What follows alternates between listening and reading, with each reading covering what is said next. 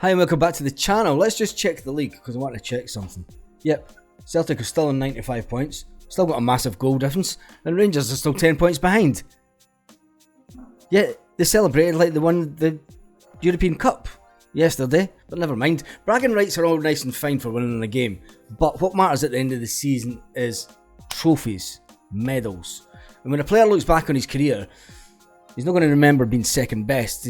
He wants to be remembered for winning medals, and that's something that Celtic have done. For the last 12 years, we've been champions.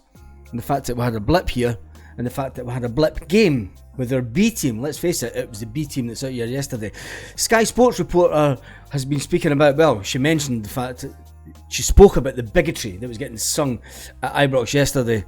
I'm going to speak about that towards the end of the video. Cameron Carter-Vickers gives us an update on his knee surgery, but there's no set date for his return. They said he was feeling positive. We'll talk about that, and we'll talk about Ange Postecoglou also. So Ange Postecoglou obviously took to Celtic TV yesterday, and they said that it was a disappointing day for us. We never really got going, said Postecoglou. So he gave some of the fringe players a chance to shine. We had a couple of really good opportunities. Oh, should have buried that ball. Well, but then again, you can't. How many shots does Kyogo miss in a game, right? So everybody's giving the boy stick because he hits the post.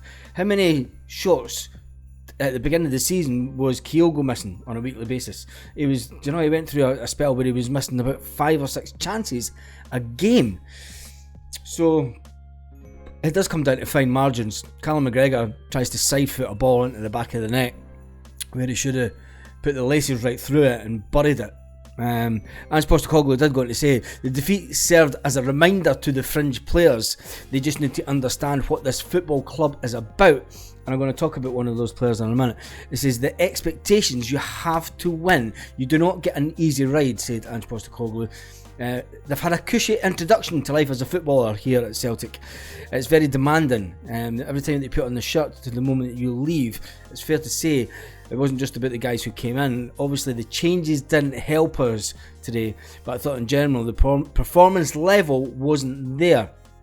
And you could see the picture of Ange Postecoglou. He was not happy. I mean, you could tell for the right at the start, but we're kind of struggling a bit. But anyway, let's move on to Cameron Carter-Vickers. Cameron Carter-Vickers has obviously went out for some knee surgery, some keyhole surgery, and he said that he was feeling positive about the recovery. This 25-year-old, how did we miss him yesterday? And it's also got to say the little Canadian rocket of a player, we missed him also. Alistair Johnson was a big miss yesterday.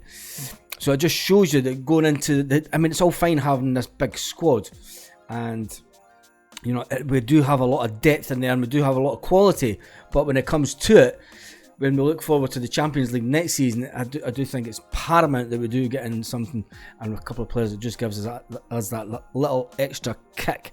Carter Vickers was speaking to a news company in the United States, and he says, the knee is good as it can be. I got surgery last week. I am rehabbing from that, and it's still early days, so it's hard to put a time limit on them at the moment. But I'm positive and I'm sure I'll be back as soon as possible, said Cameron Carter-Vickers. One player that should come in for a bit of stick yesterday. Well, should he get a bit of stick? The fact that their defender didn't have a great game, but still Petrov has come out and says that Kobayashi, he says he was a bit lackadaisical at the back. He says you can't just stand there and use your body, you have to be proactive, said the ex-Celtic player. He says you have to attack the ball, you have to be able to head the ball. That's what Suter did yesterday. You know, Suter probably played his best game that he's ever played for years. But he says Kobayashi will have learned a lot about the game. Having a casual attitude in a game, you just can't get away with it. And it's not just thinking about that game, it is thinking about to the future and to next season, because you are going to get teams that are going to attack us more, obviously in the Champions League. Now, before the very first thing that happened yesterday after the game, Rangers fans come onto this channel and started commenting, have you nothing better to do in your life but search out Celtic channels? So before you even talk about the Champions League, let's just remember that Rangers this season, the season that we're just ending now, Rangers were the worst ever Champions League. That's a new title that you can stick up there with your best club in the world title. I bet you don't put that up. That's something not to be boasting about. Anyway, we digress and we really go on. So that Celtic manager obviously disappointed. We're all disappointed, but we get on with it. Ely Barber, the Sky commentator, was at the game yesterday, and you've got to ask now. The game's getting shown around the world, and it's been diluted by the silliness of Rangers to take away the 7,500 fans. Now, we all remember why they did that. It's because Celtic were winning too much. We were winning treble after treble, and the 1872 group, or whatever it is, the Rangers fan group, were a bit peeved off. No, none of this is lies, it's all the exact truth. They were peeved off that we were winning and celebrating too much at their ground, so they wanted to reduce our allocation. And then Celtic said, right, that's fine, we'll reduce your allocation also. It has diluted the game, but what it has done, and especially what you seen yesterday, and it was quite embarrassing, and there was Spanish sitting next to us, and they couldn't believe the sectarian bigotry that was coming out, because if this was targeted at Jews, if it was targeted at blacks, there would be an outrage, and especially in the media. And I found it amusing that the Daily Record then went out to say this is what the media around the world are saying about the game yesterday. And it's like, mate, nobody in here in Spain gives a flying hoots about what happens when Scottish football, right? It's a backwater of Europe, right? The only time it becomes interesting in Scottish football, any of the media around the world, is when it comes to them playing in the Champions League. So this nonsense that there's this mass outrage and there's this mass thing about Celtic getting gubbed by Rangers made international headlines around the world is just total bull.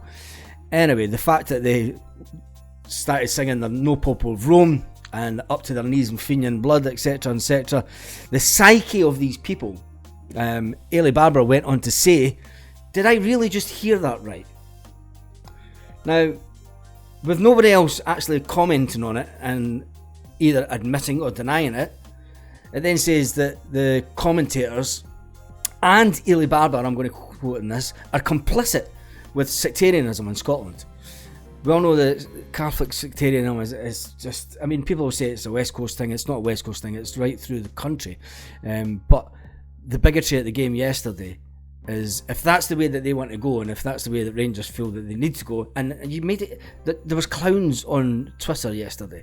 I'm not going to end it on a sad note. The fact, let's look back at the Premier League. We do go into the cup final in a couple of weeks' time, and the chance to win another treble. That'll be a historic 8 trebles if we beat Caledonian Thistle. We are still top of the league. We are still looking down on the Rangers. 95 points, Celtic top of the league, goal difference of 77, goals against only 16. It's been a fantastic season and it's not over yet. We lost one game, big deal. Everyone loses a game, you know. All the big teams around the world lose games. It happens, but at the end of the day, we will finish the season with another treble. We'll go into the summer, and you'll see more Celtic tops than you'll see Rangers tops when you're on holiday. That's a certainty. And on that note, have a great day, Celtic fans all around the world.